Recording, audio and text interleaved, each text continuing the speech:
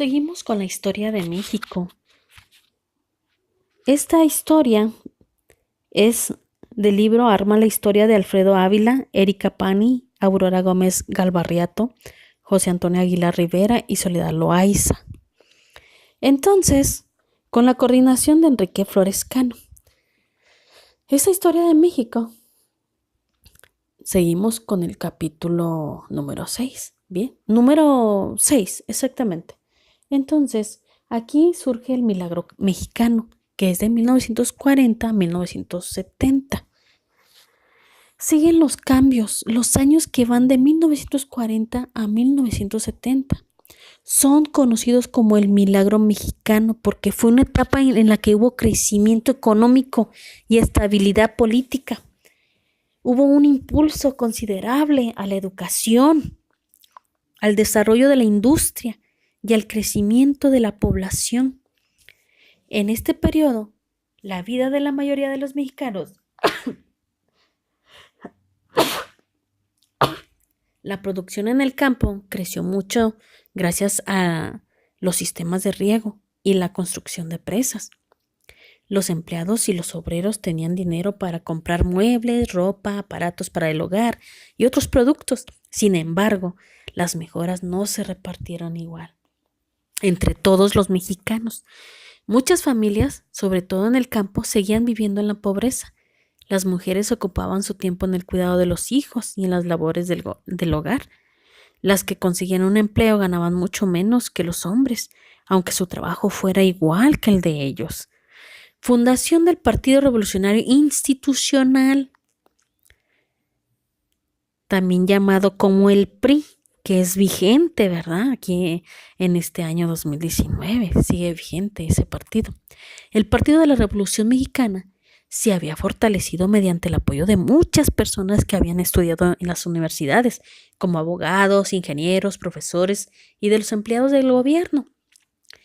En las elecciones de 1946, por primera vez desde que terminó la Revolución Mexicana, fue elegido un presidente que no era militar, Miguel Alemán Valdés, quien cambió el nombre del PRM por el del Partido Revolucionario Institucional, llamado PRI. El presidente alemán pensaba que era muy importante animar a los empresarios para que emplearan su dinero en los negocios del campo. También propuso que aumentara la venta de productos mexicanos en el extranjero, ya que así llegaría más dinero al país. En los siguientes años, hasta 1970, 3 personas que formaban parte del PRI gobernaron nuestro país: los presidentes Adolfo Ruiz Cortines, Adolfo López Mateos y Gustavo Díaz Ordaz. Durante esta época, el poder estaba en manos de una sola persona. El presidente de la República, además su partido, el PRI, era tan poderoso que controlaba las principales actividades del país. Este partido quería ganar los cargos públicos, como el del presidente o de gobernador, o como diera lugar. Para asegurar el triunfo de sus candidatos, en ocasiones hacía trampa, como no contar bien los votos o robarse las cajas en las que la gente iba poniendo su voto. De esta forma logró muchos triunfos. El derecho del voto de la mujer hacia 1950, las mujeres de varios países del mundo ya participaban en las elecciones. Cierra la puerta, por favor. Podían votar y competir por un cargo en el gobierno, pero las mexicanas no tenían ese derecho.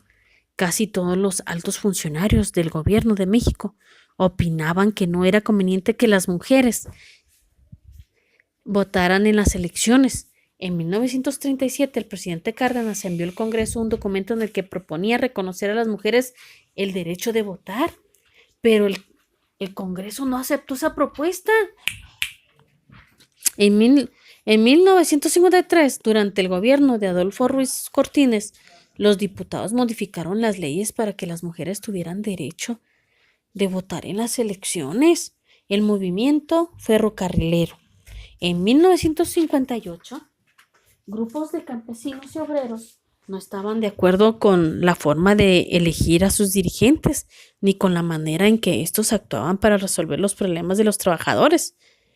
Por eso los ferrocarrileros se organizaron para cambiar a los dirigentes de su sindicato, pero el gobierno de Adolfo López Mateos ordenó que la policía encarcelara a los trabajadores que protestaban y que despidieran a quienes los apoyaban. Durante el gobierno de Adolfo López Mateos, los campesinos y obreros mostraron su descontento, lo cual ocasionó que se encarcelara a trabajadores que protestaban. Los libros de texto gratuitos. Jaime Torres Bodet, secretario de Educación Pública durante el gobierno de Adolfo López Mateos, de 1958 a 1964. Siguió con la construcción de escuelas y llevó a todos los pueblos y ciudades del país la educación primaria. Además, apoyó una mejor preparación de los maestros y la elaboración de los libros de texto gratuitos para todos los estudiantes de las escuelas primarias del país, tanto del gobierno como particulares. Las ideas de los estudiantes en 1968. Gustavo Díaz Ordaz fue presidente de México de 1964 a 1970. En esos años, muchos mexicanos no estaban de acuerdo con el presidente. No tomar en cuenta la opinión de la gente y que no permitiera a nadie opinar en contra de sus decisiones. Algunos grupos mostraron su descontento, como los médicos de hospitales públicos y los estudiantes de las universidades de la Ciudad de México, Puebla, Michoacán y Sonora. El gobierno de Díaz Ordaz, en lugar de hablar con los inconformes, los amenazaba y lanzaba a la policía en su contra. Estaba más preocupado por los Juegos Olímpicos, que se celebrarían en nuestro país en 1968, que por escuchar a los inconformes. Las protestas de los estudiantes universitarios iban en aumento. La tarde del 2 de octubre de 1968, en la plaza de Tlatelolco, en la Ciudad de México, miles de estudiantes se reunieron para mostrar su inconformidad contra el gobierno. Entonces, tropas del ejército y de los guardias presidenciales rodearon la plaza y dispararon contra ellos. Gustavo Díaz Ordaz envió al ejército para disolver las manifestaciones de los inconformes con su gobierno.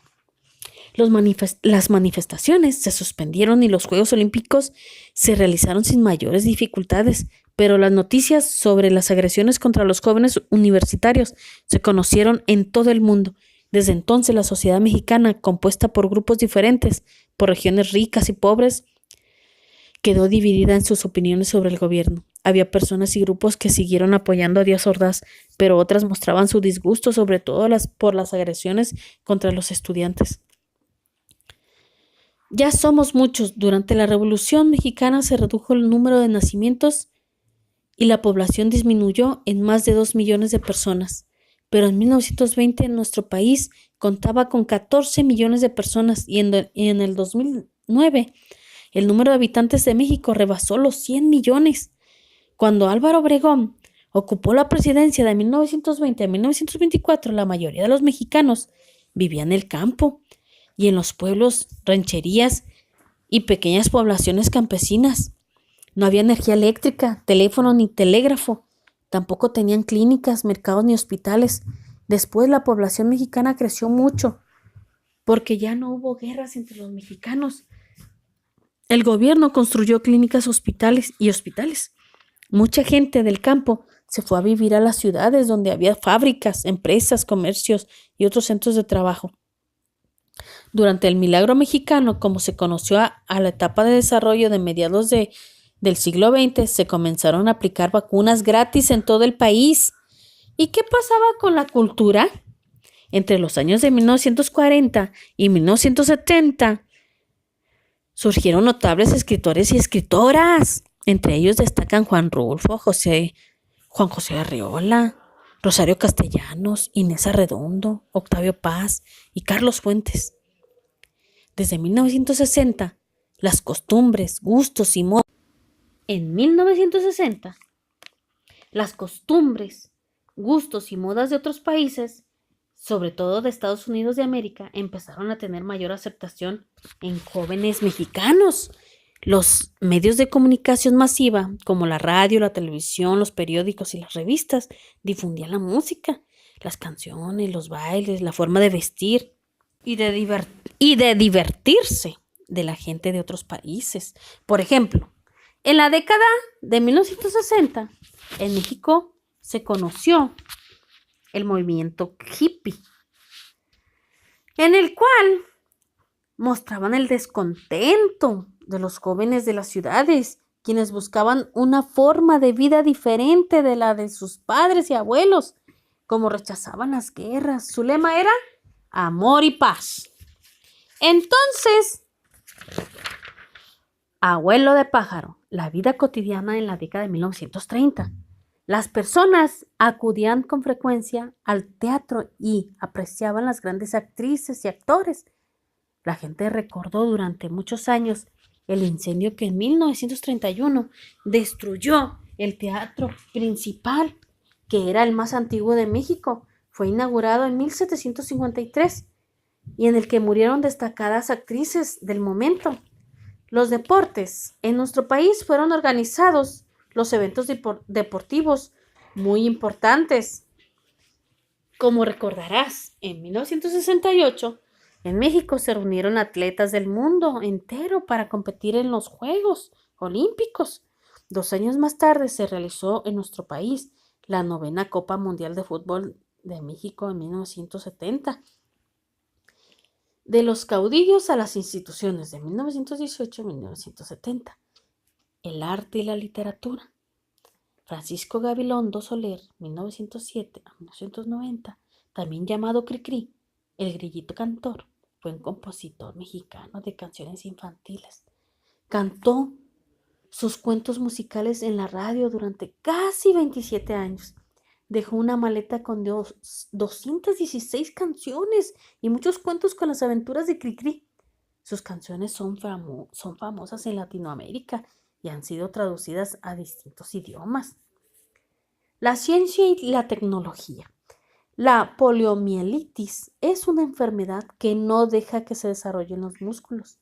Desde 1937 se registraron casos de poliomielitis. En 1956 comenzó una campaña de vacunación que se extendió hasta 1961. En 1985, el doctor Carlos Canseco González lanzó una campaña para acabar con la poliomielitis. En 1995, la Organización Panamericana de la Salud, o la OPS, entregó a México el certificado que aseguraba que se había erradicado la poliomielitis. Fíjense. Entonces, las actividades. El jefe de grupo, ¿ya lo eligieron? Entonces, fíjense. Van a platicar entre todos, ya sea en tu familia o con tus compañeros. ¿Para qué sirve tener uno? Si ya vas en segundo o en tercero, seguramente ya sabes qué es lo que hacen el jefe de grupo o tu maestra. Piensen y conversen en las cosas acertadas que hizo el anterior jefe de grupo y en otras que no les haya gustado. ¿Les gustaría que ese niño o niña fuera siempre el jefe de grupo? ¿Por qué? ¿Sería útil que se conservara siempre la misma persona? ¿O qué problemas habría? Ahora piensa en ese mismo, pero con el presidente de la República. Madero peleó por la no reelección, que significa que los gobernantes no pueden volver a elegirse, como lo hizo en múltiples ocasiones Porfirio Díaz. ¿Lo recuerdas? También Álvaro Obregón se reeligió. ¿Por qué crees que la Constitución de 1917 prohíbe la reelección de presidente? Coméntalo, ya sea con tus padres o con tus tíos o hermanos. Bien, te mando un saludo y estoy contenta de compartirte la historia de México, este México hermoso. En el siguiente capítulo, que es el 7º, te voy a hablar sobre el México al final del siglo XX. Te espero al siguiente capítulo. Un saludo y